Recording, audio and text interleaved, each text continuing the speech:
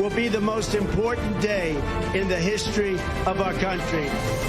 This is a CBS News special, America Decides, the first presidential debate. Now reporting, Norah O'Donnell. Good evening. We are just moments away from one of the most consequential events of this presidential campaign. President Biden and former President Trump face off in the first debate of the general election, the two meeting for the first time since 2020. They will outline their contrasting visions for America. This is also a chance for you, the voters, to judge the candidates in one of the only face-to-face confrontations before the election. Our CBS News team will be back after the debate for analysis and fact-checking. Now to Atlanta for the first presidential debate hosted by CNN. Nation's highest office. Each will make his case to the American people with just over 4 months until Election Day. Good evening. I'm Dana Bash, anchor of CNN's Inside Politics and co-anchor of State of the Union. I'm Jake Tapper, anchor of CNN's The Lead and co-anchor of State of the Union. Dana and I will co-moderate this evening. Our job is to facilitate a debate between the two candidates tonight. Before we introduce them, we want to share the rules of the debate with the audience at home.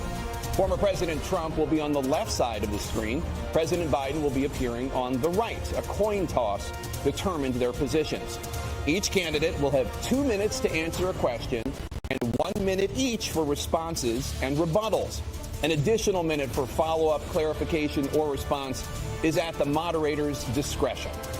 When it's time for a candidate to speak, his microphone will be turned on and his opponent's microphone will be turned off.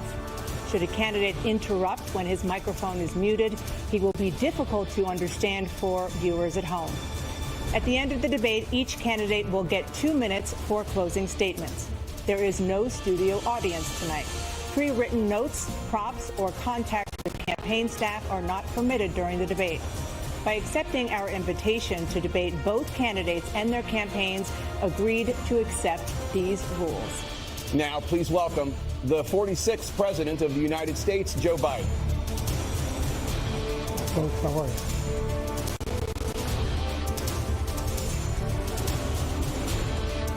Great to be here. Thank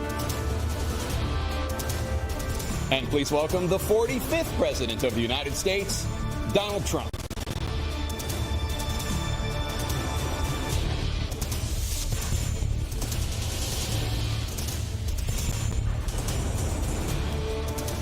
Gentlemen, thanks so much for being here. Let's begin the debate, and let's start with the issue that voters consistently say is their top concern, the economy. President Biden, inflation has slowed, but prices remain high. Since you took office, the price of essentials has increased. For example, a basket of groceries that cost $100 then now costs more than $120. And typical home prices have jumped more than 30%. What do you say to voters who feel they are worse off under your presidency than they were under President Trump? We got to take a look at what I was left when I became president and what Mr. Trump left me. We had an economy that was in free fall. The pandemic was so badly handled. Many people were dying. All he said was, it's not that serious. Just inject a little bleach into your arm. You'll be all right.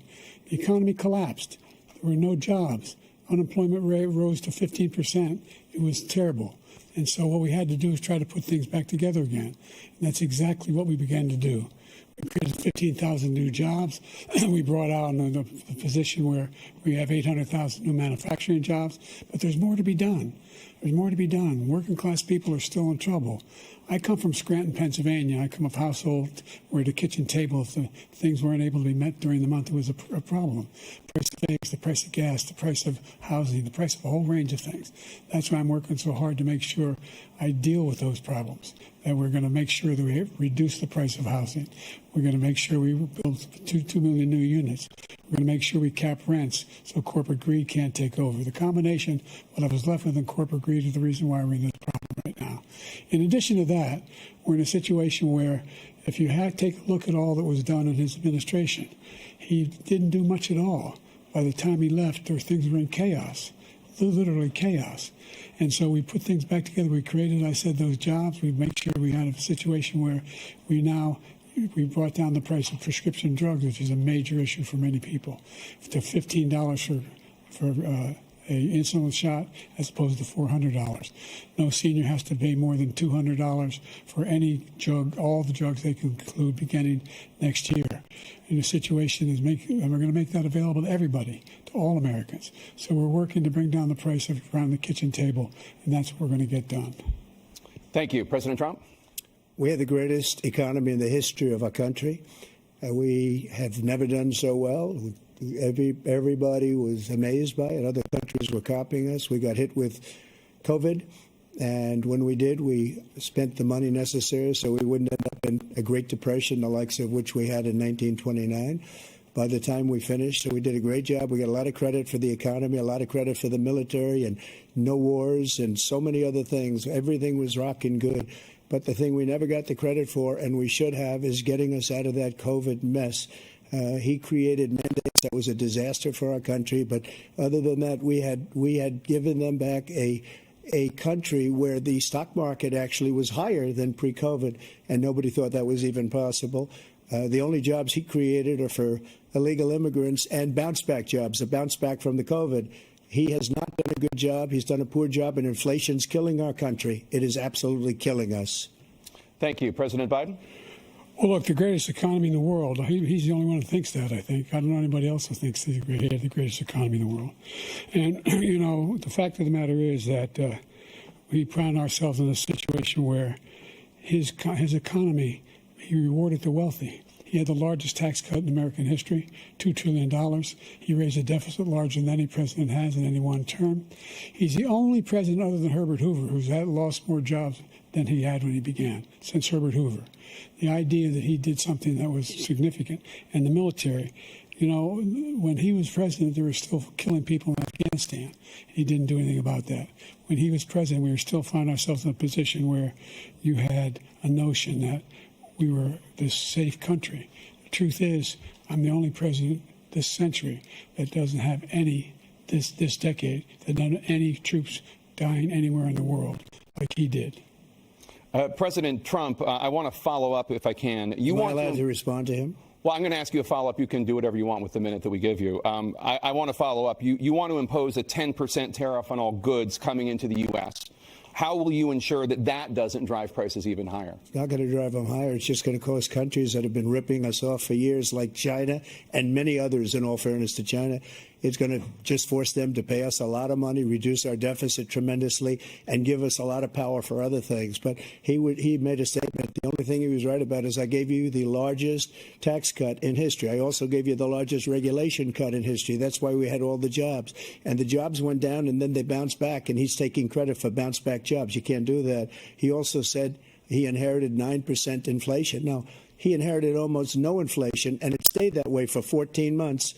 And then it blew up under his leadership because they spent money like a bunch of people that didn't know what they were doing. And they don't know what they were doing. It was probably the worst administration in history. There's never been. And as far as Afghanistan is concerned, I was getting out of Afghanistan, but we were getting out with dignity, with strength, with power. He got out. It was the most embarrassing day in the history of our country's life. President Trump, over the last 8 years, under both of your administrations, the national debt soared to record highs. And according to a new nonpartisan analysis, President Trump, your administration approved $8.4 trillion in new debt, while so far, President Biden, you've approved $4.3 trillion in new debt. So, former President Trump, many of the tax cuts that you signed into law are set to expire next year. You want to extend them and go even further, you say. With the U.S. facing trillion-dollar deficits and record debt, why should top earners and corporations pay even less in taxes than they do now? Because the tax cuts spurred the greatest economy that we've ever seen just prior to COVID. And even after COVID, it was so strong that we were able to get through COVID much better than just about any other country. But we spurred, that tax spurred. Now, when we cut the taxes, as an example, the corporate tax was cut down to 21% from 39%, plus beyond that. We took in more revenue with much less tax, and companies were bringing back trillions of dollars back into our country. The country was going like never before, and we were ready to start paying down debt. We were ready to start using the liquid gold right under our feet. the oil and gas right under our feet. We were going to have something that nobody else has had. We got hit with COVID. We did a lot to fix it. I gave him an unbelievable situation with all of the therapeutics and all of the things that we came up with. We gave him something great. Remember, more people died under his administration, even though we had largely fixed it. More people died under his administration than our administration, and we were right in the middle of it, something which a lot of people don't like to talk about. But he had far more people dying in his administration. He did the mandate, which is a disaster, mandating it. The vaccine went out. He did a mandate on the vaccine, which is the thing that people most objected to about the vaccine. And he did a very poor job, just a very poor job. And I will tell you, not only poor there, but throughout the entire world, we're no longer respected as a country. They don't respect our leadership. They don't respect the United States anymore. We're like a third world nation between weaponization of his election, trying to go after his political opponent, all of the things he's done. We've become like a third world nation, and it's a shame. The damage he's done to our country, and I'd love to ask him, and will, why he allowed millions of people to come in here from prisons, jails, and mental institutions to come into our country and destroy our country. President Trump, we will get to immigration later in this block. President Biden, I want to give you an opportunity to respond to this question about the national debt. He had the largest national debt of any president in a 4-year period, number one. Number two, that $2 trillion tax cut benefited the very wealthy. What I'm going to do is fix the tax system. For example, we have 1,000 trillionaires in America. Billionaires in America. And what's happening? They're in a situation where they, in fact, pay 8.2% in taxes. If they just paid 24%, 25%, either one of those numbers, they've raised $500 billion, I should say, in a 10-year period. We'd be able to wipe out his debt. We'd be able to help make sure that all those things we need to do, child care, elder care, making sure that we continue to strengthen our health care system, making sure that we're able to make every single solitary person eligible for what I've been able to do with the with the COVID, with dealing with everything we have to do with, look, if we finally beat Medicare. Thank you, President Biden. President Trump? Well, he's right. He did beat Medicare. He beat it to death, and he's destroying Medicare because all of these people are coming in. They're putting them on Medicare. They're putting them on Social Security. They're going to destroy Social Security. This man is going to single-handedly destroy Social Security. These millions and millions of people coming in, they're trying to put them on Social Security. He will wipe out Social Security. He will wipe out Medicare. So he was right in the way he finished that sentence. And it's a shame. What's happened to our country in the last 4 years is not to be believed. Foreign countries, I'm friends with a lot of people. They cannot believe what happened to the United States of America. We're no longer respected. They don't like us. We give them everything they want, and they think we're stupid. They think we're very stupid people. What we're doing for other countries, and they do nothing for us. What this man has done is absolutely criminal. Thank you, President Trump. Dana? This is the first presidential election since the Supreme Court overturned Roe v. Wade. This morning, the court ruled on yet another abortion case, temporarily allowing emergency abortions to continue in Idaho, despite that state's restrictive ban.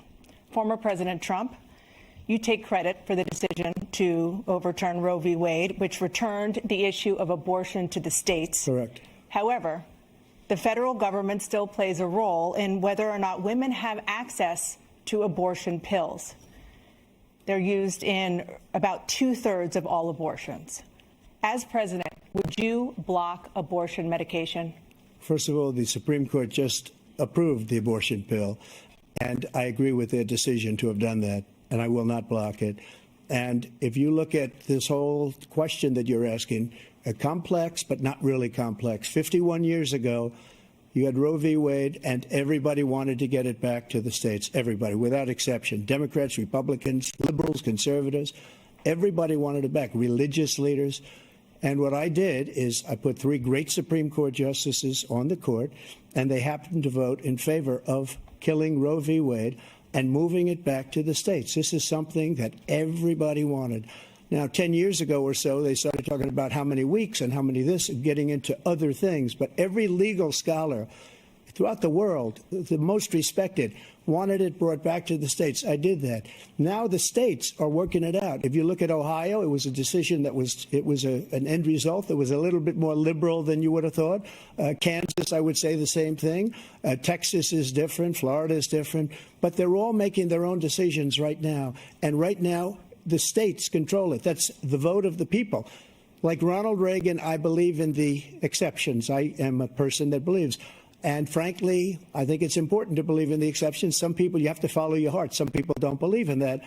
But I believe in the exceptions for rape, incest, and the life of the mother. I think it's very important. Some people don't. Follow your heart. But you have to get elected also. And because that has to do with other things. You got to get elected. The problem they have is they're radical because they will take the life of a child in the 8th month, the 9th month, and even after birth. After birth, if you look at the former governor of Virginia, he was willing to do this. He said, we'll put the baby aside and we'll determine what we do with the baby, meaning we'll kill the baby. What happened is we brought it back to the states, and the country is now coming together on this issue. It's been a great thing. Thank you. President Biden? It's been a terrible thing, what you've done. The fact is that the vast majority of constitutional scholars supported Roe when it was decided, supported Roe. And that's this idea that they're all against it is just ridiculous. And this is the guy who says the state should be able to have it. We're in a state where in 6 weeks, you don't even know whether you're pregnant or not, but you cannot see a doctor, and have him decide on what your circumstances are, whether you need help. The idea that states are able to do this is a little like saying we're going to turn civil rights back to the states, that each state have a different rule. Look, there's so many young women who have been, including a young woman who just was murdered, and he went to the funeral. The idea that she was murdered by an immigrant coming in, they talk about that. But here's the deal. There's a lot of young women who are being raped by their in-laws, by their spouses, brothers and sisters, it's just ridiculous. And they can do nothing about it. And they try to arrest them when they cross state lines. Thank you. There have been many young women murdered by the same people he allows to come across our border. We have a border that's the most dangerous place anywhere in the world, considered the most dangerous place anywhere in the world. And he opened it up, and these killers are coming into our country, and they are raping and killing women. And it's a terrible thing. As far as the abortion is concerned, it is now back with the states. The states are voting. In many cases, it's frankly a very liberal decision. In many cases, it's the opposite. But they're voting, and it's bringing it back to the vote of the people, which is what everybody wanted, including the founders, if they knew about this issue, which, frankly, they didn't. But they would have. Everybody wanted it brought back. Ronald Reagan wanted it brought back. He wasn't able to get it. Everybody wanted it brought back, and many presidents had tried to get it back. I was the one to do it. And again, this gives it the vote of the people, and that's where they wanted it. Every legal scholar wanted it that way.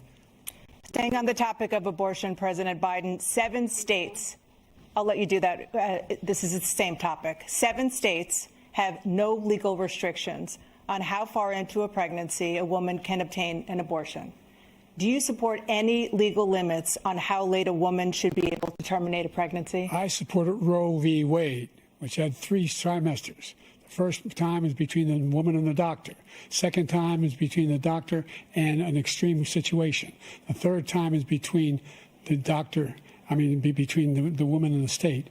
The idea that the politicians, that the founders wanted the politicians to be the ones making decisions about women's health is ridiculous. That's the last. No politician should be making that decision.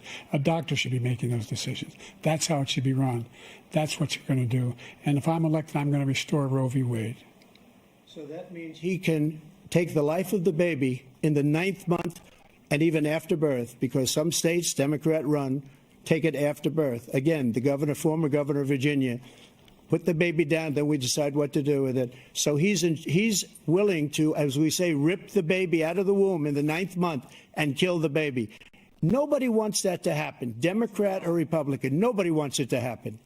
You're lying. That is simply not true. The Roe v. Wade does not provide for that. That's not the circumstance. Only if a woman's life is in danger, she's going to die. That's the only circumstance in which that can happen. But we are not for late-term abortion, period. Period, period. Under Roe v. Wade, you have late-term abortion. You can do whatever you want, depending on the state. You can do whatever you want. We don't think that's a good thing. We think it's a radical thing. We think the Democrats are the radicals, not the Republicans. For 51 years, that was the law. 51 years, constitutional scholarship said it was the right way to go. 51 years, and it was taken away because this guy put very conservative members on the Supreme Court. He takes credit for taking it away. What's he going to do? What's he going to do, in fact, if the MAGA Republicans, he gets elected, and the MAGA Republicans control the Congress, and they pass a universal ban on abortion, period, across the board at 6 weeks or 7 or 8 or 10 weeks, something very, very conservative. Is he going to sign that bill? I'll veto it. He'll sign it. Thank you. Let's turn now to the issue of immigration and border security. President Biden, a record number of migrants have illegally crossed the southern border on your watch. Overwhelming border states and overburdening cities such as New York and Chicago, and in some cases causing real safety and security concerns. Given that, why should voters trust you to solve this crisis? Because we worked very hard to get a bipartisan agreement that not only changed all of that, it made sure that we are in a situation where you had no circumstance where they could come across the border with the number of border police there are now. We significantly increased the number of asylum officers. By the way, the Border Patrol endorsed my position. In addition to that, we found ourselves in a situation where when he was president, he was separating babies from their mothers, putting them in cages, making sure the families were separated. That's not the right way to go. What I've done since I've changed the law, what's happened? I've changed it in a way that now you're in a situation where there are 40% fewer people coming across the border illegally. That's better than when he left office. And I'm going to continue to move until we get the total ban on the total initiative relative to what we're going to do with more Border Patrol and more asylum officers. President Trump? I really don't know what he said at the end of that sentence. I don't think he knows what he said either. Look, we had the safest border in the history of our country. The border, all he had to do was leave it. All he had to do was leave it. He decided to open up our border, open up our country to people that are from prisons, people that are from mental institutions, insane asylum, terrorists. We have the largest number of terrorists coming into our country right now, all terrorists, all over the world, not just in South America, all over the world. They come from the Middle East, everywhere. All over the world, they're pouring in. And this guy just left it open. And he didn't need legislation because I didn't have legislation. I said, close the border. We had the safest border in history. In that final couple of months of my presidency, we had, according to Border Patrol, who is great, and by the way, who endorsed me for president, but I won't say that, but they endorsed me for president. Brandon, just speak to him. But look, we had the safest border in history. Now we have the worst border in history. There's never been anything like it. And people are dying all over the place, including the people that are coming up in caravans. Thank you, President Trump. President Biden? The only terrorist who's done anything crossing the border is one who came along and killed three, under his administration, killed an al-Qaeda person come in his administration, killed three American soldiers. That's the only terrorist that's there. I'm not saying that no terrorist ever got through, but the idea they're emptying their prisons, we're welcoming these people, that's simply not true. There's no data to support what he said. Once again, he's exaggerating, he's lying. President Trump, staying on the topic of immigration, you've said that you're going to carry out, quote, the largest domestic deportation operation in American history, unquote. Does that mean that you will deport every undocumented immigrant in America, including those who have jobs, including those whose spouses are citizens, and including those who have lived here for decades? And if so, how will you do it? Just 1 second. He said we killed three people. The people we killed are al-Baghdadi and Soleimani, the two greatest terrorists, biggest terrorists anywhere in the world. And it had a huge impact on everything, not just border, on everything. He's the one that killed people with the bad water, including hundreds of thousands of people dying and also killing our citizens when they come in. We are living right now in a rat's nest. They're killing our people in New York, in California, in every state in the union, because we don't have borders anymore. Every state is now a border. And because of his ridiculous, insane, and very stupid policies, people are coming in and they're killing our citizens at a level that we've never seen. We call it migrant crime. I call it Biden migrant crime.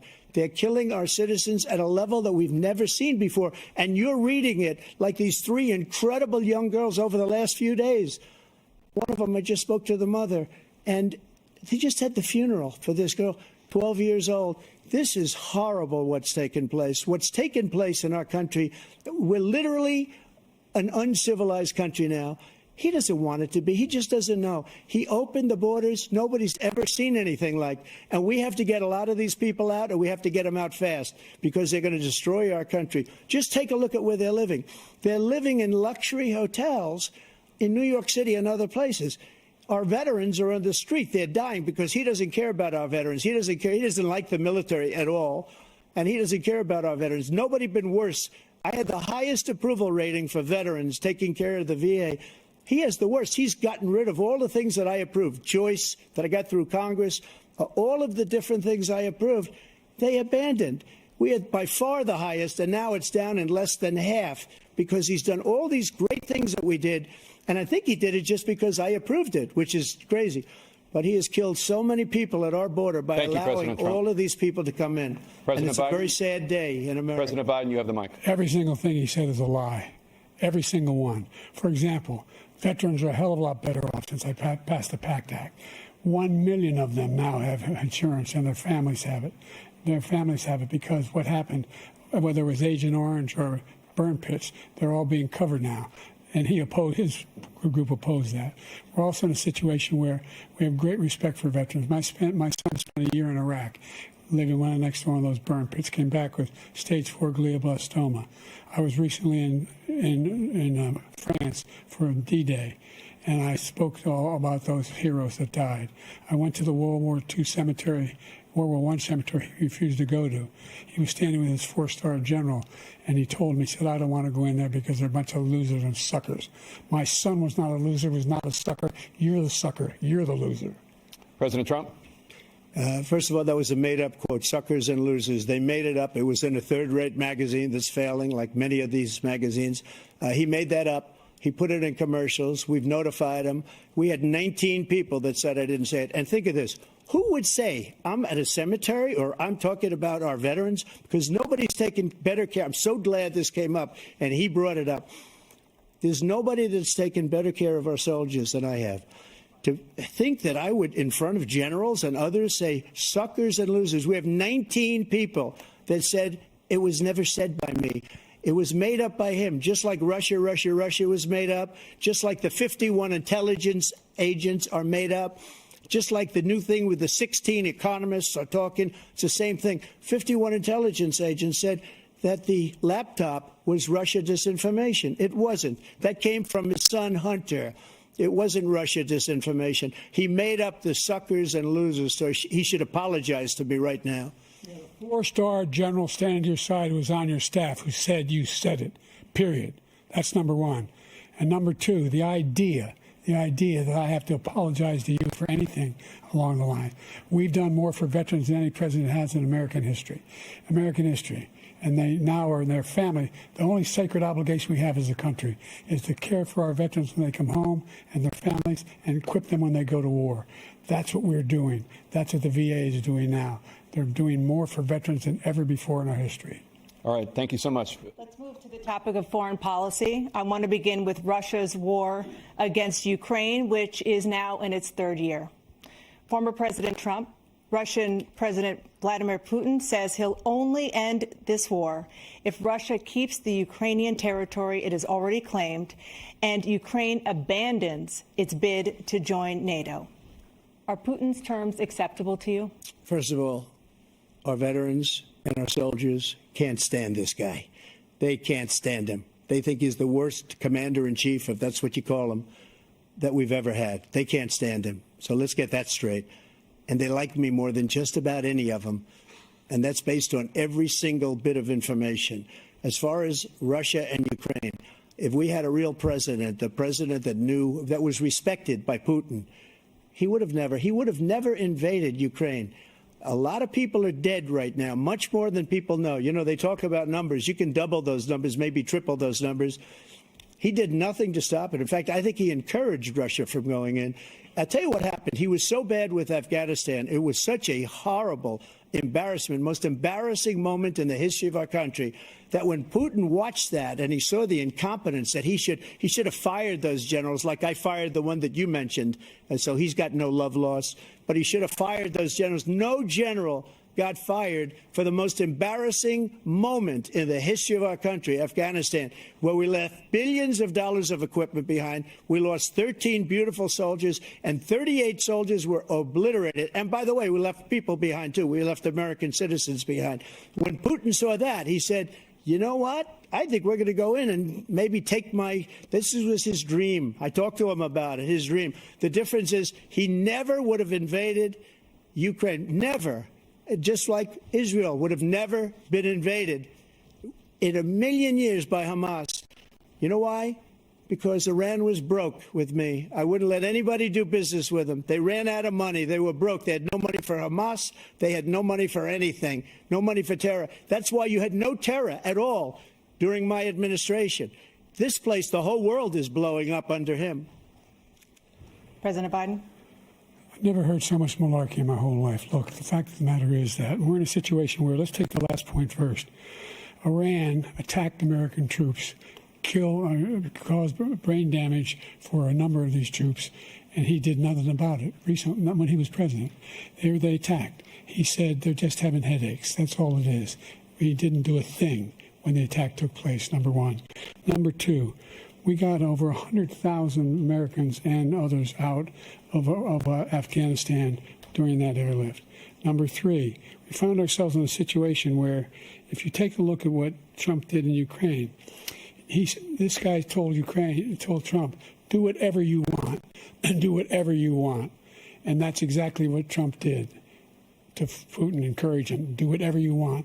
And he went in. And listen to what he said when he went in. He was going to take Kyiv in 5 days, remember? Because it's part of the old Soviet Union. That's what he wanted to reestablish, Kyiv. And he, in fact, didn't do it at all. He wasn't able to get it done.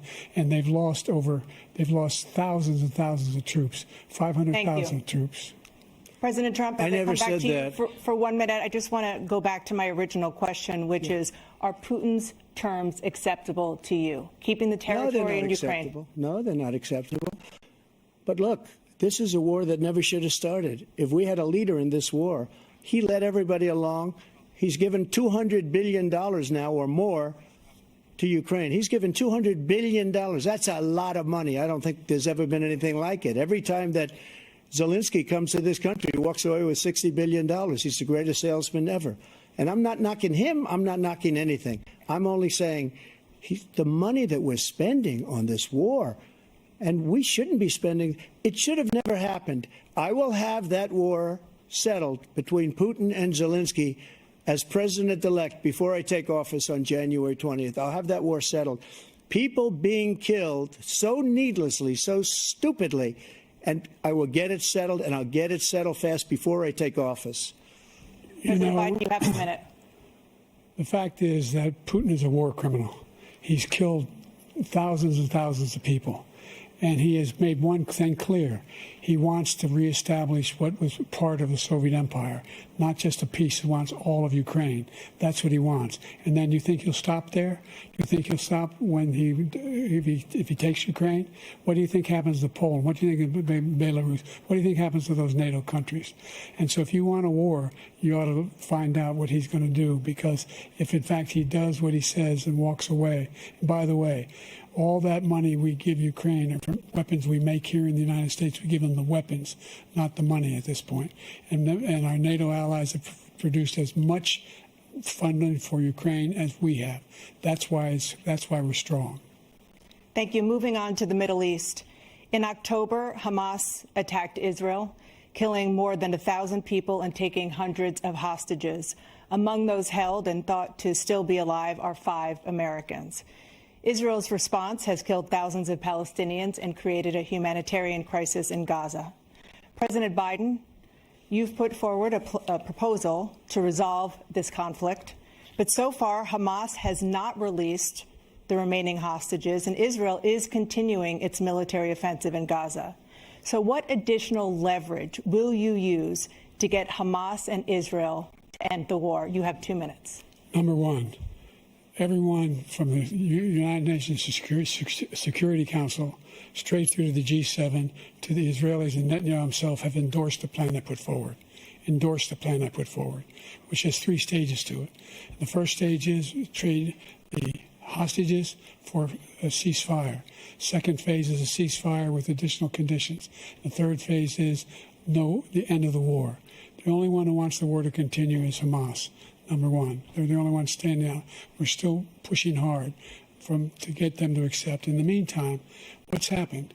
In Israel, we're finding that the only thing I've denied Israel was 2,000-pound bombs. They don't work very well in populated areas. They kill a lot of innocent people. We're providing Israel with all the weapons they need and when they need them. And by the way, I'm the guy that organized the world against Iran when they had a full-blown intercontinental ballistic missile attack on Israel. No one was hurt. No one Israeli was accidentally killed, and it just stopped. We saved Israel. We are the biggest producer of support for Israel of anyone in the world. And so there are 2 different things. Hamas cannot be allowed to be continued. We continue to send our experts and our intelligence people as to how they can get Hamas like we did bin Laden. You don't have to do it. And by the way, they've been greatly weakened, Hamas, greatly weakened, and they should be. They should be eliminated.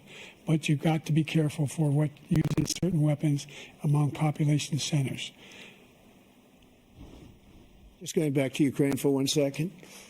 We have an ocean separating us. The European nations together have spent $100 billion or maybe more than that, less than us. Why doesn't he call them and say, you got to put up your money like I did with NATO? I got them to put up hundreds of billions of dollars. The Secretary General of NATO said Trump did the most incredible job I've ever seen. They wouldn't have any. They were going out of business. We were spending almost 100% of the money was paid by us. He didn't do that. He's getting all. You got to ask these people to put up the money. We're over $100 billion more spent, and it has a bigger impact on them because of location, because we have an ocean in between. You got to ask them. As far as Israel and Hamas, Israel's the one that wants to go. He said the only one that wants to keep going is Hamas. Actually, Israel is the one, and you should let him go and let him finish the job. He doesn't want to do it. He's become like a Palestinian, but they don't like him because he's a very bad Palestinian. He's a weak one. President Biden, you have a minute. I've never heard so much foolishness. This is the guy who wants to get out of NATO. Are you going to stay in NATO? He's going to pull out of NATO. The idea that we have our strength lies in our alliances as well. It may be a big ocean, but we're ever able to avoid a war in Europe, a major war in Europe? What happens if, in fact, you have Putin continue to go into NATO? We have an Article 5 agreement. Attack on one is attack on all. You want to start the nuclear war he keeps talking about, go ahead. Let Putin go in and control Ukraine and then move on to Poland and other places. See what happens then. He has no idea what the hell he's talking about. And by the way, I got 50 other nations around the world to support Ukraine, including Japan and South Korea, because they understand that this kind of dislocation has a serious threat to the whole world peace. No major war in Europe has ever been able to be contained just to Europe. President Trump, just to follow up, would you support the creation of an independent Palestinian state in order to achieve peace in the region? I'd have to see. But before we do that, the problem we have is that we spend all the money. So they kill us on trade. I made great trade deals with the European nations because if you add them up, they're about the same size economically. Their economy is about the same size as the United States. And they were no cars, they don't want anything that we have. But we're supposed to take their cars, their food, their everything, their agriculture. I changed that. But the big thing I changed is they don't want to pay.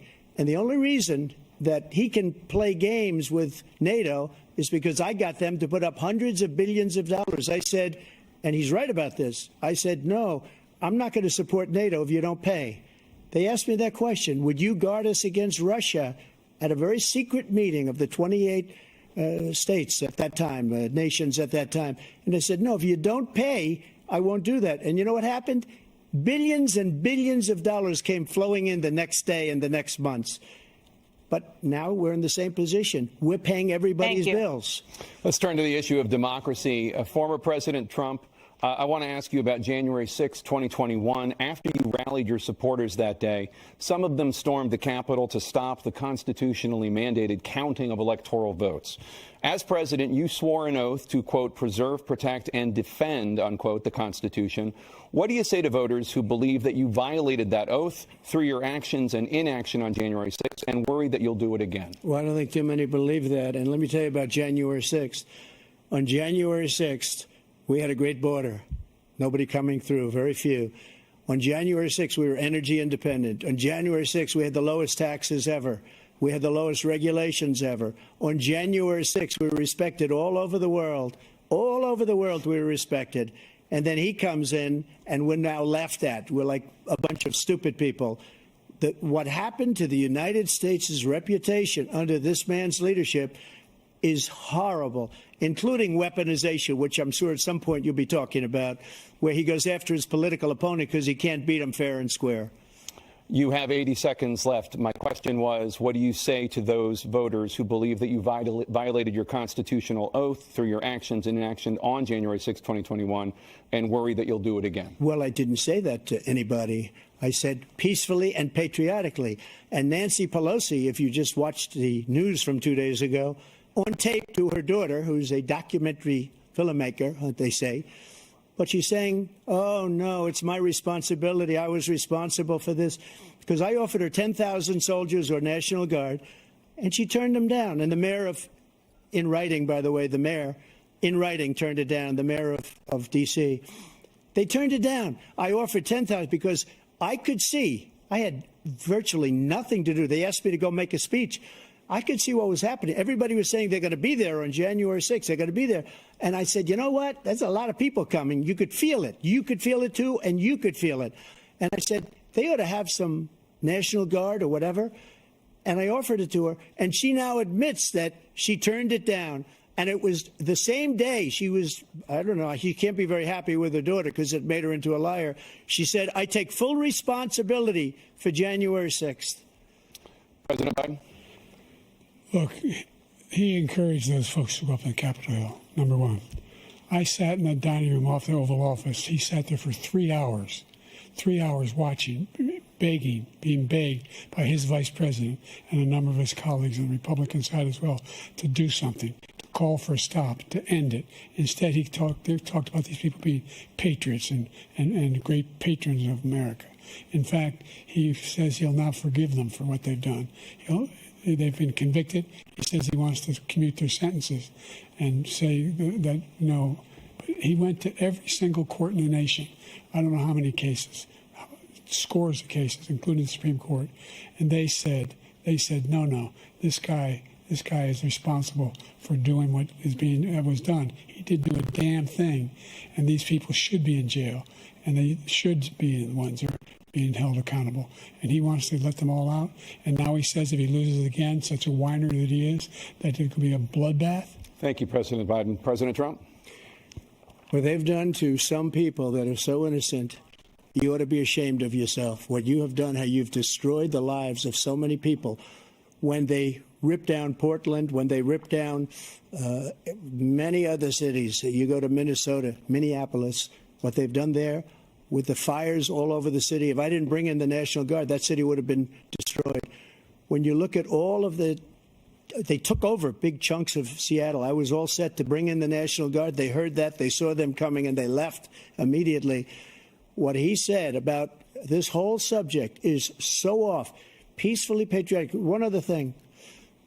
The Unselect Committee, which is basically two horrible Republicans that are all gone now, out of office, and Democrats, all Democrats, they destroyed and deleted all of the information they found because they found out we were right.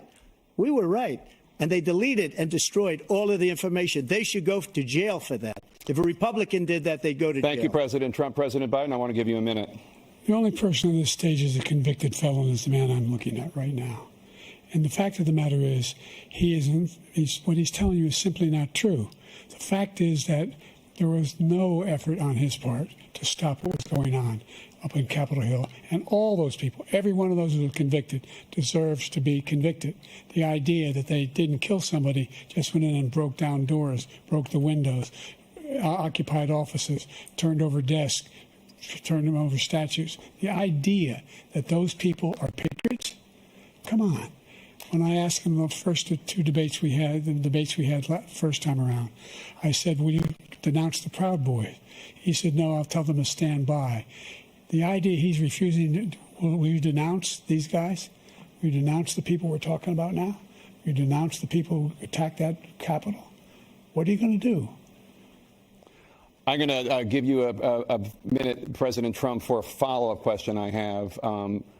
After a jury convicted you of 34 felonies last month, you said if reelected, you would, quote, have every right to go after, unquote, your political opponents. You just talked about members of the Select Committee on January 6th going to jail. Your main political opponent is standing on stage with you tonight. Can you clarify exactly what it means about you feeling you have every right to go after your political opponents? Well, I said my retribution is going to be success. We're going to make this country successful again, because right now it's a failing nation. My retribution is going to be success. But when he talks about a convicted felon, his son is a convicted felon at a very high level. His son is convicted, going to be convicted probably numerous other times. Should have been convicted before, but his Justice Department let the statute of limitations lapse on the most important things. But he could be a convicted felon as soon as he gets out of office. Joe could be a convicted felon with all of the things that he's done. He's done horrible things. All of the death caused at the border, telling the Ukrainian people that we're going to want $1 billion or you change the prosecutor. Otherwise, you're not getting $1 billion. If I ever said that, that's quid pro quo. That we're not going to do anything. We're not going to give you $1 billion unless you change your prosecutor having to do with the son. This man is a criminal. This man, you're lucky. You're lucky. I did nothing wrong. We'd have a system that was rigged and disgusting. I did nothing wrong. Thank you, President Trump. President Biden, you have said, I'm coming right to you, sir. You want to respond? Go ahead. I'll give you a minute to respond. The idea that I did anything wrong relative to what you're talking about is outrageous. It's simply a lie, number one. Number two, the idea that you have a right to seek retribution against any American just because you're president is wrong. It's simply wrong. No president's ever spoken like that before. No president in our history has spoken like that before. Number three, the crimes that you are still charged with, and think of all the civil penalties you have. How many billions of dollars do you owe in civil penalties for molesting a woman in public, for doing a whole range of things, of having sex with a porn star on the night while your wife was pregnant? I mean, what are you talking about? You have the morals of an alley cat. Give you a minute, sir. I didn't have sex with a porn star, number one. Number two, that was a case that was started and moved. They moved a high-ranking official at DOJ into the Manhattan DA's office to start that case.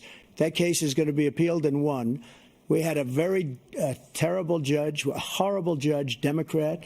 The prosecutor were all high-ranking Democrats, appointed people, and both the civil and the criminal.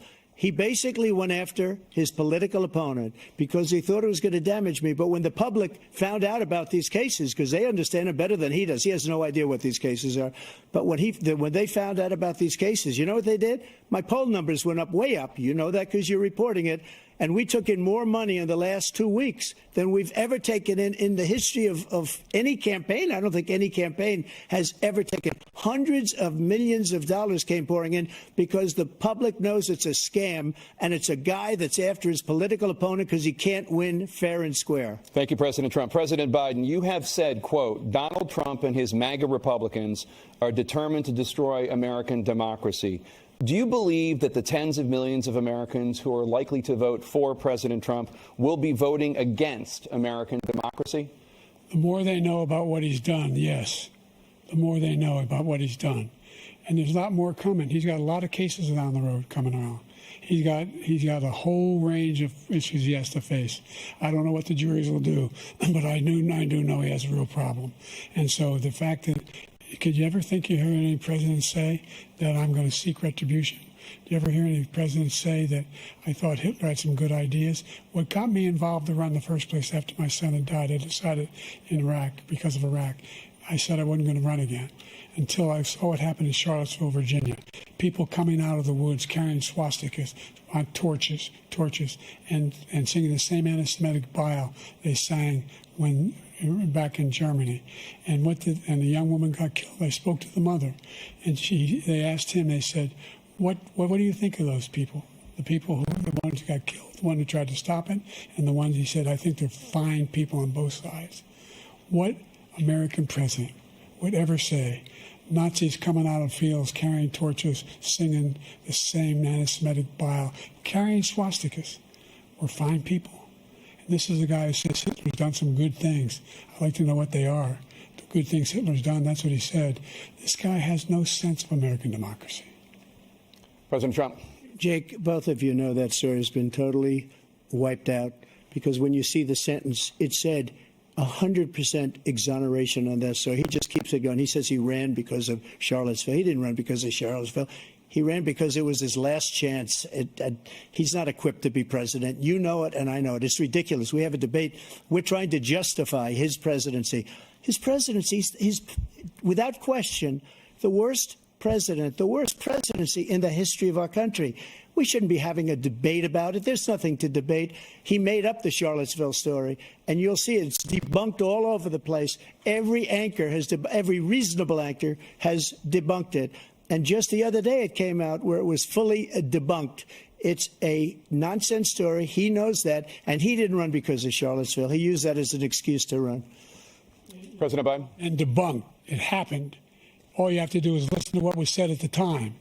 And the idea that somehow that's the only reason I ran because I was worried a guy like this guy could get elected. If he thought they were good people coming out of that forest, carrying those woods, carrying those torches, then he didn't deserve to be president. Didn't deserve to be president at all. And the idea that he's talking about all this being fabricated, we saw with our own eyes. We saw what happened on January 6th.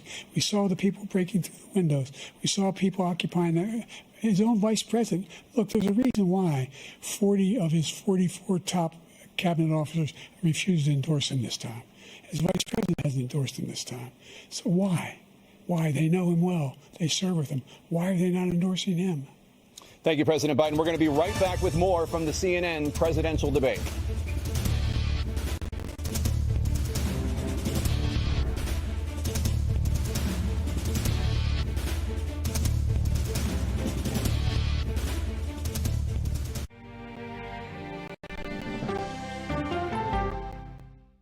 CNN presidential debate live from Georgia. Let's talk about persistent challenges you both faced in your first terms, and you'd certainly face again in a second term. President Biden, while black unemployment dropped to a record low under your presidency, black families still earn far less than white families. Black mothers are still 3 times more likely to die from pregnancy-related causes, and black Americans are imprisoned at 5 times the rate of white Americans. What do you say to black voters who are disappointed that you haven't made more progress? They acknowledge they made a lot of progress, number one. The fact of the matter is there's more small black businesses that have been started than any time in history. Number two, the wages of black unemployment is the lowest level it's been in a long, long time. Number three, we're trying to provide housing for black Americans and dealing with the segregation that exists among these corporations that collude to keep people out of their houses. And in addition to that, we find that the impact on the choice that black families have to make relative to child care is incredibly difficult. When we did the first major piece of legislation in the past, I was able to reduce black child care costs. I cut them in half. We got to make sure we provide for child care costs.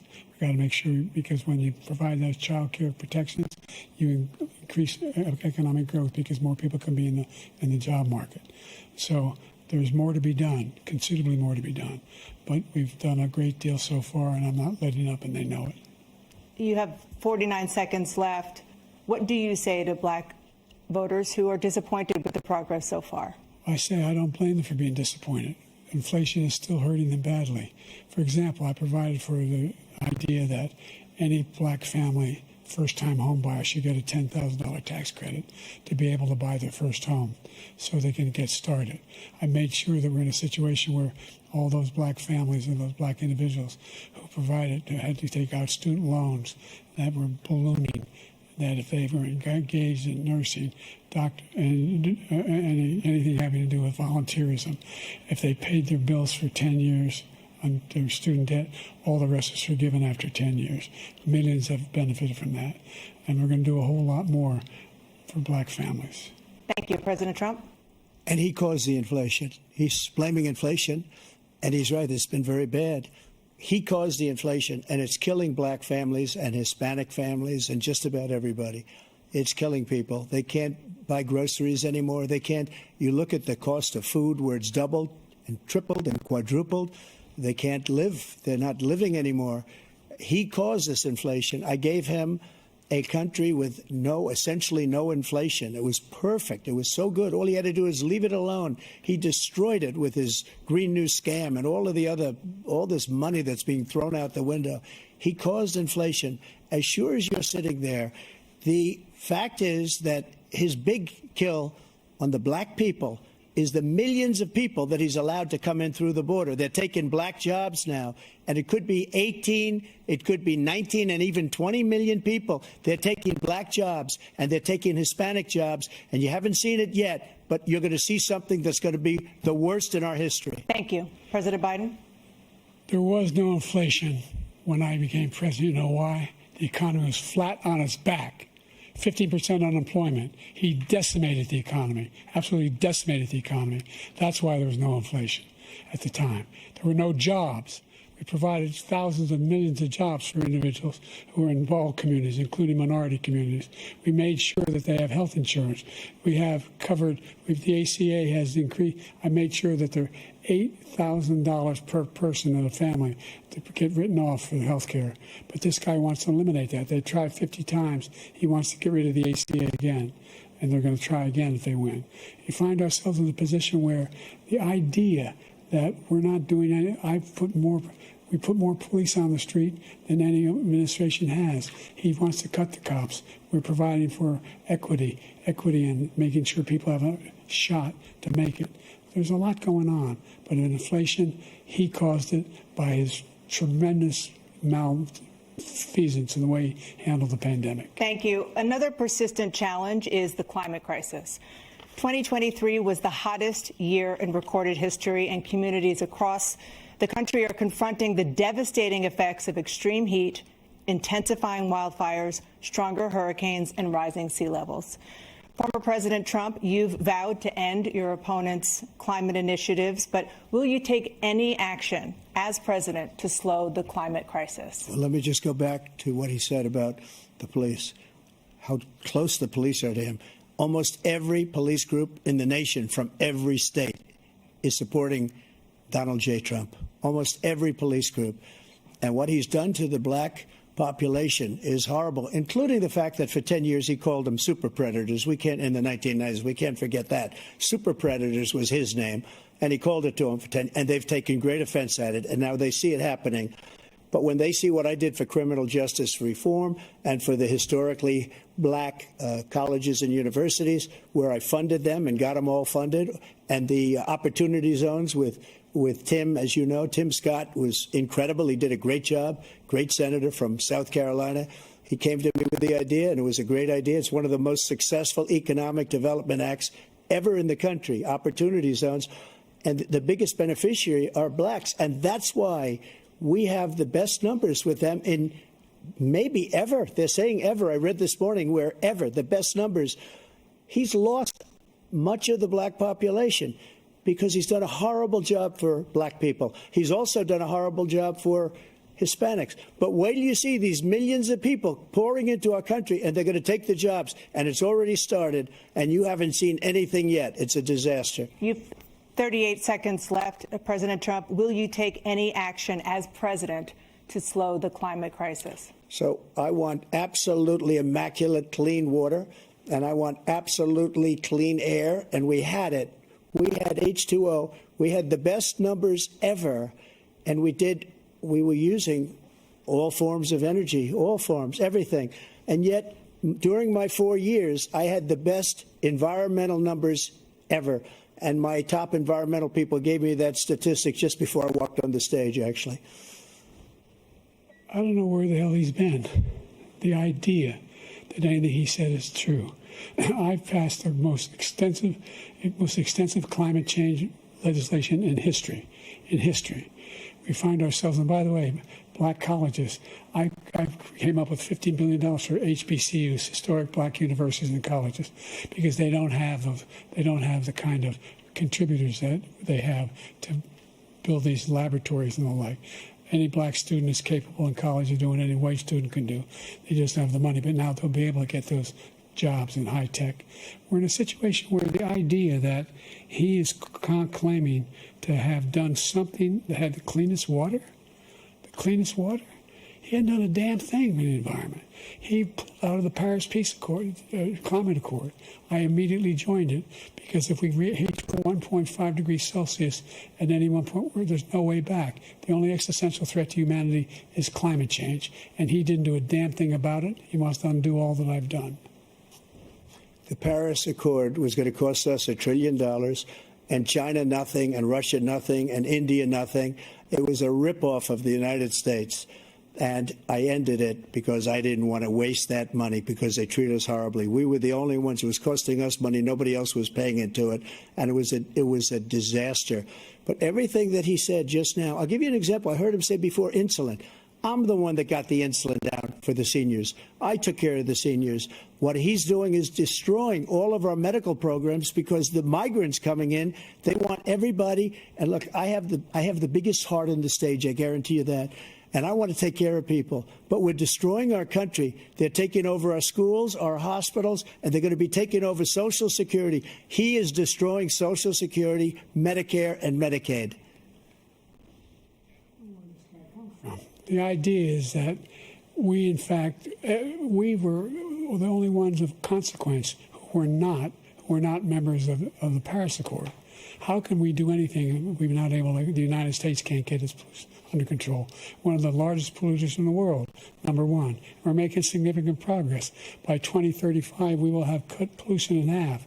We have made significant progress, and we're continuing to make progress. We set up a climate corps for thousands of young people who learn how to deal with climate, just like the Peace Corps. And we're moving in directions that are going to significantly change the elements of cause of pollution. But the idea that he claims that he has the biggest heart up here and he's really concerned about pollution and about climate, I've not seen any indication of that. And by the way, with regard to prescription drugs, one company agreed that they would reduce the price to $35, which I was calling for, one, voluntarily. I made sure every company in the world, every pharmaceutical company, cannot have to pay. Thank you. And by the way, so every day, millions of Americans struggle just to make ends meet. For many older Americans, Social Security provides a critical lifeline. President Biden, if nothing is done to Social Security, seniors will see their benefits cut in just over 10 years. Will you name tonight one specific step that you're willing to take to keep Social Security solvent? yes, make the very wealthy begin to pay their fair share. Right now, everybody making under $170,000 pays 6% of their income, of their paycheck, every single time they get a paycheck from the time of the first one they get when they're 18 years old. The idea that they're going to, I'm proposing that everybody, the millionaires pay 1%. 1%.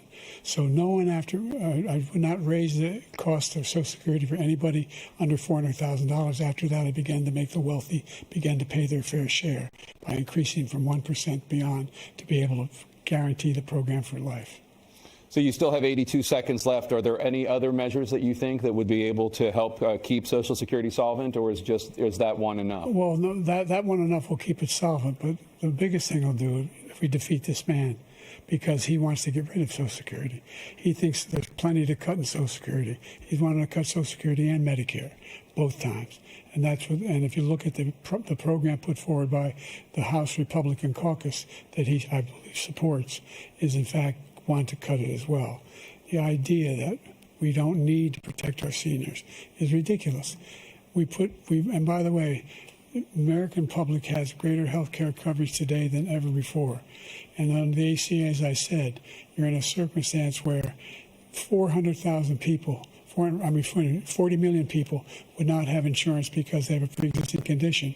The only thing that allows them to have that insurance is the fact that they, in fact, are part of the ACA.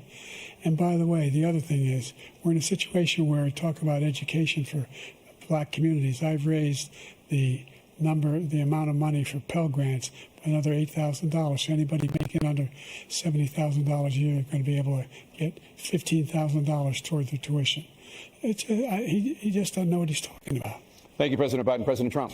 So I've dealt with politicians all my life. I've been on this side of the equation for the last 8 years. I've never seen anybody lie like this guy.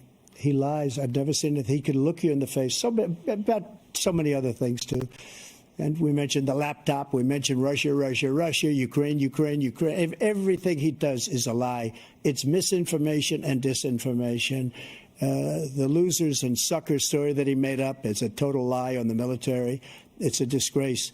But Social Security, he's destroying it because millions of people are pouring into our country, and they're putting them onto Social Security. They're putting them onto Medicare, Medicaid. They're putting them in our hospitals. They're taking the place of our citizens. What they're doing to the VA, to our veterans, is unbelievable. Our veterans are living in the street, and these people are living in luxury hotels. He doesn't know what he's doing, and it's really coming back. I've never seen such anger in our country before. President Biden. The idea that veterans are not being taken care of, I told you before. And by the way, when I said suckers and losers, he acknowledged after that he fired that general. That general got fired because he's the one that acknowledged that that's what he said. He was the one standing with Trump when he said it, number one. Number two, the idea that we're going to be in a situation where all these millions and millions, the way he talks about it, illegal aliens are coming into the country and taking away our jobs. There's a reason why we have the fastest growing economy in the world, the reason why we have the most successful economy in the world. We're doing better than any other nation in the world. And by the way, those 15 Nobel laureates he talked about being phony, those 15 Nobel laureates, economists, they all said that if Trump is reelected, we're likely to have a recession. And inflation is going to increasingly go up. And by the way, worst president in history, 159 presidential scholars voted him the worst president in the history of the United States of America. President Biden, thank you so much. Let's turn to the cost of child care, which many American families struggle to afford. President Trump, both you and President Biden have tried to address this issue, but the average cost of child care in this country has risen to more than $11,000 a year per child. For many families, the cost of child care for 2 children is more than their rent. In your second term, what would you do to make child care more affordable? Just to go back, the general got fired because he was no good. And if he said that, that's why he made it up. But we have 19 people that said I didn't say it, and they're very highly respected, much more so than him. The other thing is he doesn't fire people. He never fired people. I've never seen him fire anybody. I did fire a lot. I fired Comey because he was no good. I fired a lot of the top people at the FBI, drained the swamp. They were no good. Not easy to fire people. You'd pay a price for it, but they were no good. I inherited these people. I didn't put them there. I didn't put Comey there. He was no good. I fired him. This guy hasn't fired anybody. He never fires. He should have fired every military man that was involved with that the Afghanistan horror show, the most embarrassing moment in the history of our country. He didn't fire. Did you fire anybody? Did you fire anybody that's on the border that's allowed us to have the worst border in the history of the world? Did anybody get fired for allowing 18 million people, many from prisons, many from mental institutions? Did you fire anybody that allowed our country to be destroyed? Joe, our country is being destroyed as you and I sit up here and waste a lot of time on this debate. This shouldn't be a debate. He is the worst president. He just said about me because I said it. But look, he's the worst president in the history of our country. He's destroyed our country. Now, all of a sudden, he's trying to get a little tough on the border. He came out with a nothing deal, and it reduced it a little bit, like this much. It's insignificant. He wants open borders. He wants our country to either be destroyed or he wants to pick up those people as voters. And I don't think we just can't let it happen. If he wins this election, our country doesn't have a chance, not even a chance, of coming out of this rut. we probably won't have a country left anymore. That's how bad it is. He is the worst in history by far. Thank you, President Trump. President Biden? We're the most admired country in the world. We're the United States of America. There's nothing beyond our capacity. We have the finest military in the history of the world, the finest in the history of the world. No one thinks we're weak. No one wants to screw around with us. Nobody, number one. Number two, the idea that we're talking about worst presidents. I wasn't joking. Look it up or go online. 159 or 58, don't hold me the exact number, presidential historians, they've had meetings and they voted who's the worst president in American history. One through best to worst. They said he was the worst in all of American history. That's a fact. That's not conjecture. He can argue they're wrong, but that's what they voted.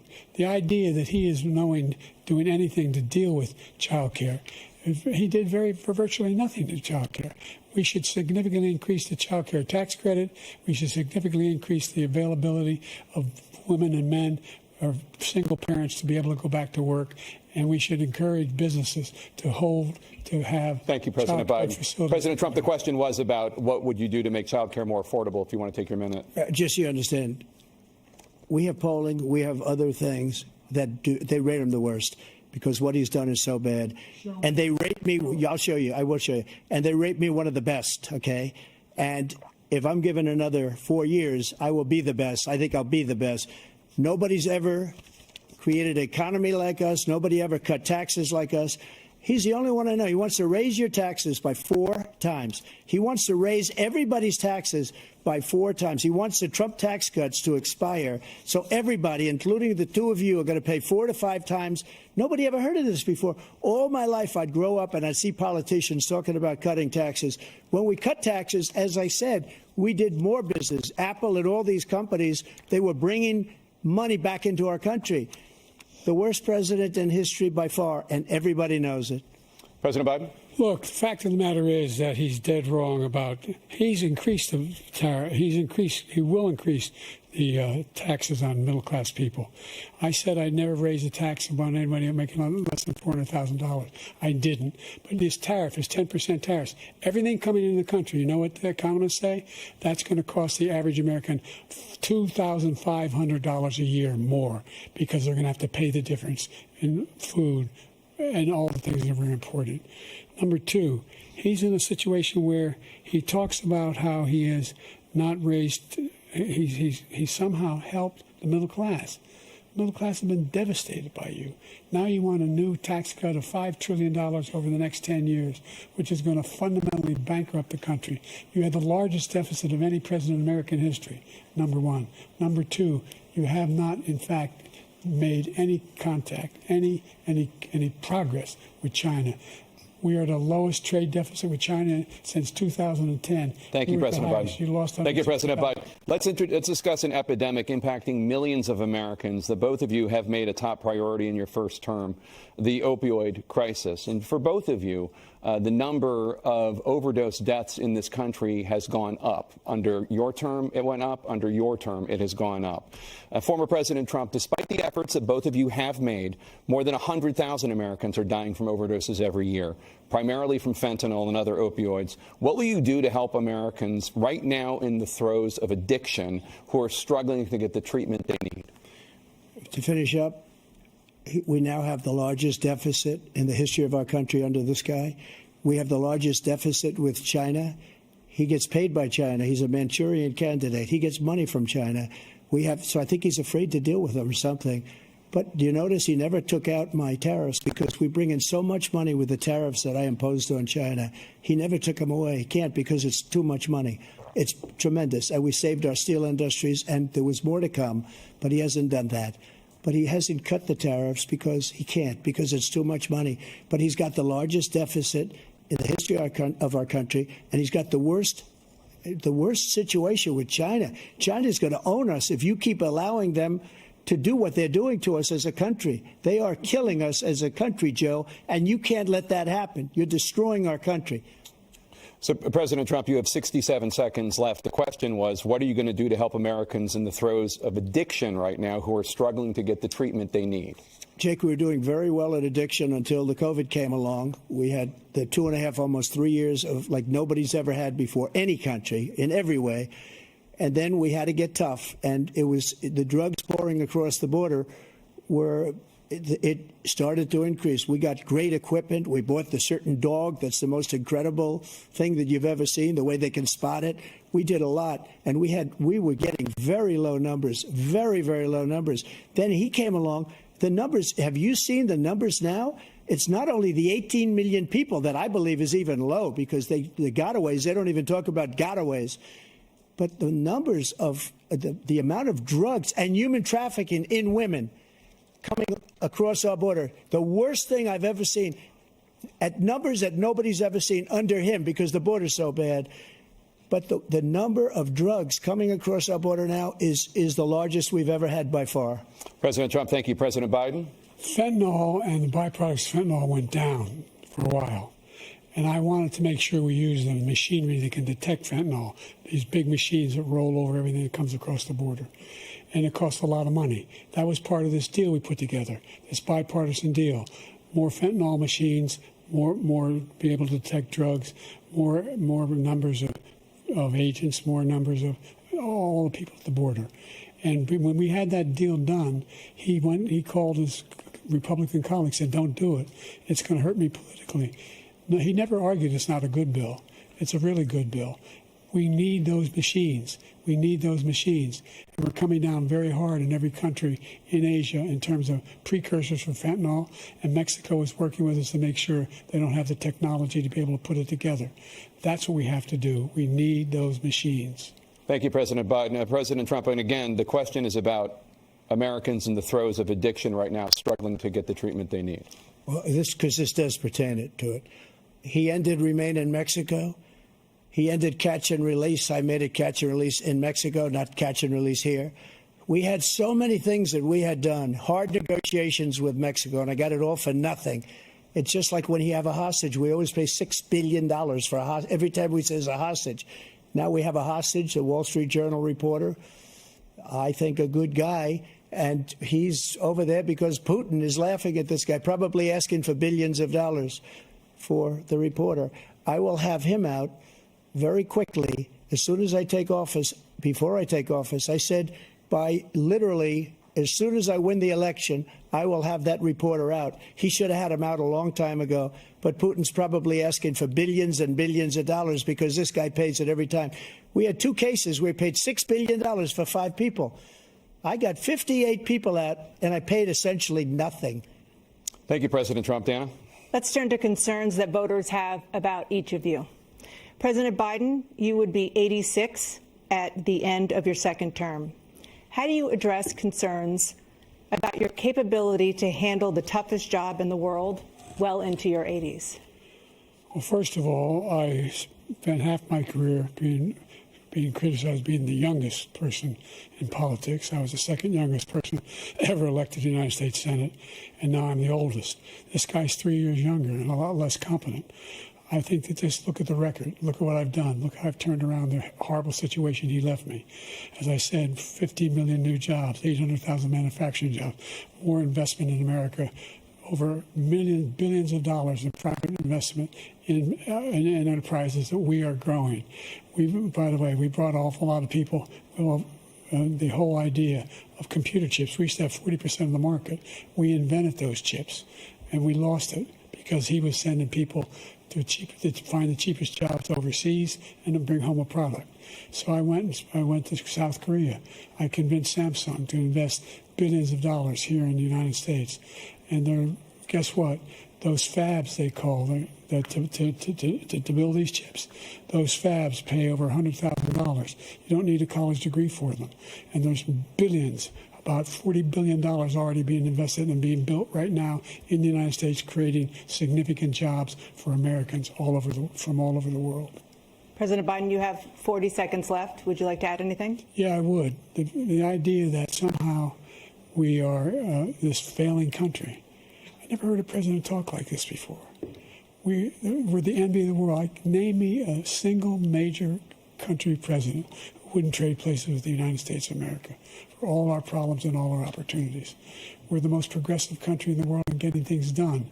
We're the strongest country in the world. We're a country in the world who keeps our word, and everybody trusts us, all of our allies, and those who he coddles up to, from Kim Jong-un, he sends love letters to, and Putin, etc. They don't want to screw around with us.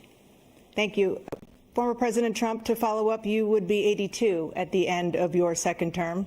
What do you say to voters who have concerns about your capabilities to serve?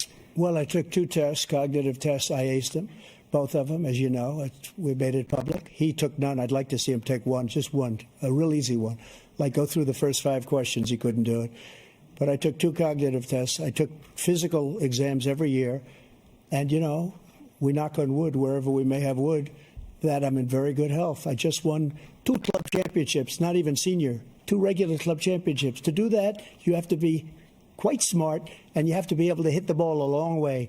And I do it. He doesn't do it. He can't hit a ball 50 yards. He challenged me to a golf match. He can't hit a ball 50 yards. I think I'm in very good shape. I feel that I'm as in good a shape as I was 25, 30 years ago. Actually, I'm probably a little bit lighter, but I'm in as good a shape as I was years ago. I feel very good. I feel the same. But I was willing to take a cognitive test. And you know what? If I didn't do well, I aced them. Dr. Ronnie Jackson, who's a great guy when he was White House doctor. And then I took another one, a similar one. And one of them said they've never seen anybody ace him. Thank you. President Biden? You can see he is 6'5" and only 223 pounds, or 235 pounds. Well, you said 6'4", 200. Well, anyway, that's what anyway, just take a look at what he says he is, and take a look at what he is. Look, I'd be happy to have a driving contest with him. The reason I got my handicap, which when I was vice president, down to a 6. But by the way, I told you before, I'm happy to play golf with you if you carry your own bag. Think you can do it? That's the biggest lie. He's a 6 handicap of all. I was an 8 handicap. Yeah. 8. But I have, you know how many? I've seen you swing. I know you swing. Okay, let's not act like children. President Trump, we're going to turn Let's not act like children.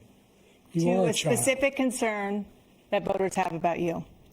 Will you pledge tonight that once all legal challenges have been exhausted, that you will accept the results of this election, regardless of who wins, and you will say right now that political violence in any form is unacceptable?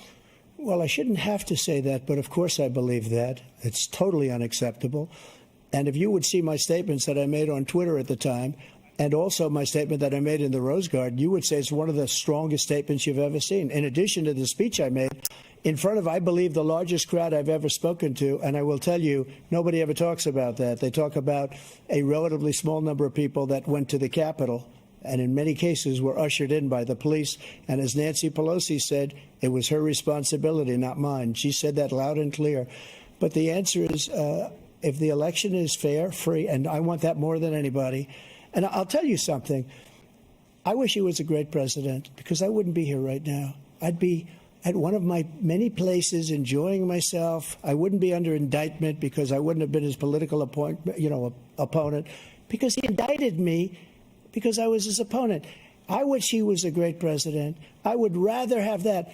I wouldn't be here. I don't mind being here. But the only reason I'm here is he's so bad as a president that I'm going to make America great again. We're going to make America great again. We're a failing nation right now. We're a seriously failing nation. And we're a failing nation because of him. His policies are so bad. His military policies are insane. They're insane. These are wars that will never end with him.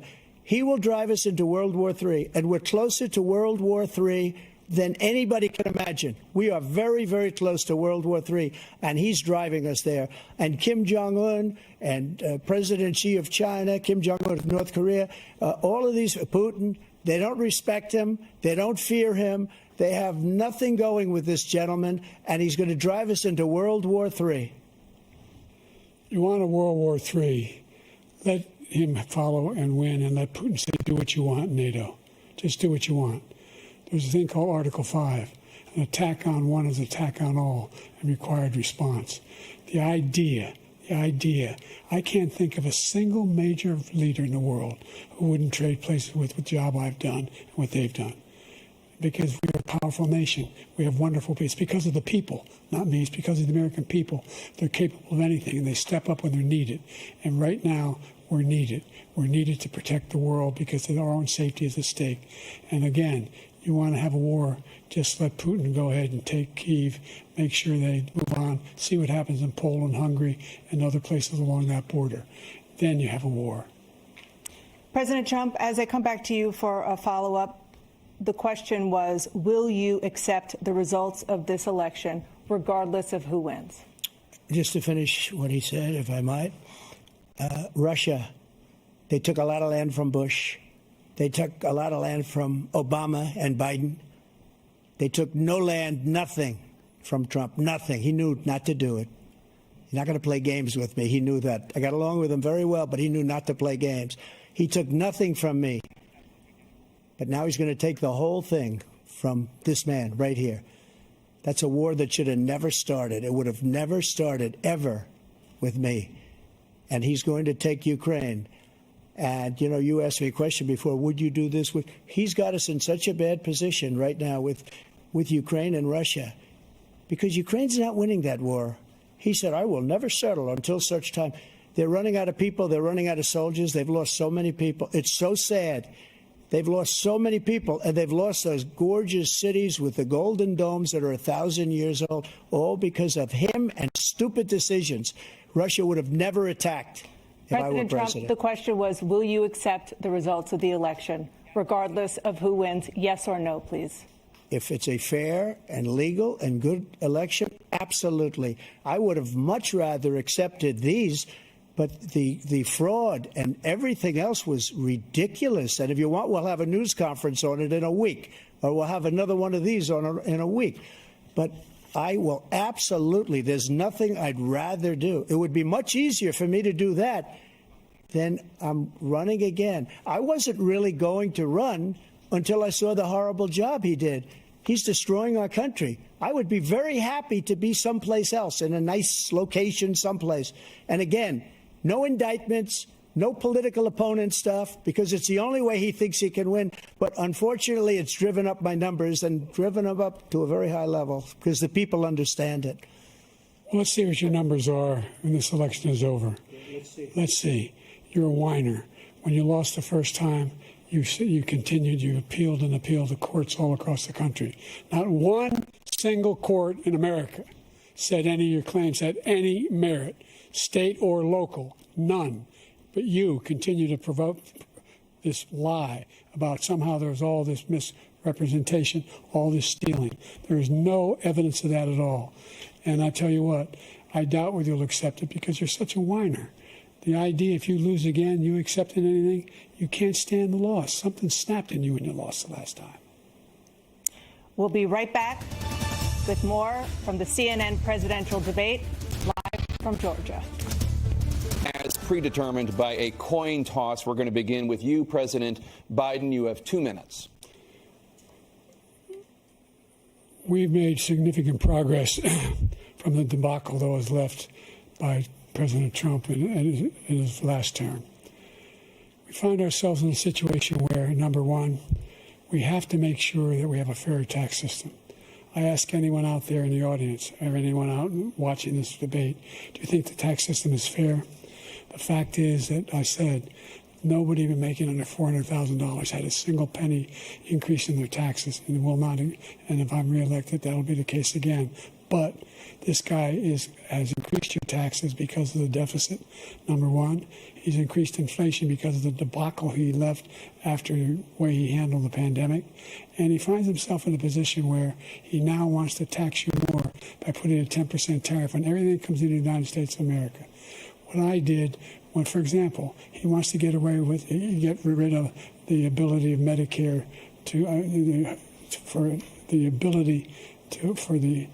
us to be able to negotiate drug prices with the big pharma companies. Well, guess what?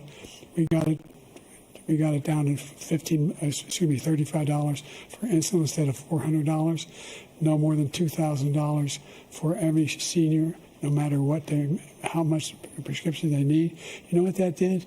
That reduced the federal debt by $160 billion over 10 years because the government doesn't have to pay the exorbitant prices. I'm going to make that available to every senior all along. It's happening now, and everybody in America. He wants to get rid of that. I'm going to make sure that we have child care. We're going to significantly increase the credits people have for child care. I'm going to make sure we do something about what we're doing on lead pipes and all the things that are causing health problems for people across the country. We're going to continue to fight to bring down inflation and give people a break. Thank you, President Biden. President Trump, you now have 2 minutes for your closing statement. Like so many politicians, this man is just a complainer. He said, we want to do this, we want to do that, we want to get rid of this tax, that tax. But he doesn't do anything. All he does is make our country unsafe by allowing millions and millions of people to pour in. Our military doesn't respect him. We look like fools in Afghanistan. We didn't stop Israel. It was such a horrible thing that would have never happened. It should have never happened. Iran was broke. Anybody that did business with Iran, including China, they couldn't do business with the United States. They all passed. Iran was broke. They had no money for Hamas or Hezbollah, for terror, no money whatsoever. Again, Ukraine should have never happened. He talks about all this stuff, but he didn't do it. For 3.5 years, we're living in hell. We have the Palestinians and we have everybody else rioting all over the place. You talk about Charlottesville. This is 100 times Charlottesville, 1,000 times. The whole country is exploding because of you, because they don't respect you, and they have to respect their president, and they don't respect you throughout the world.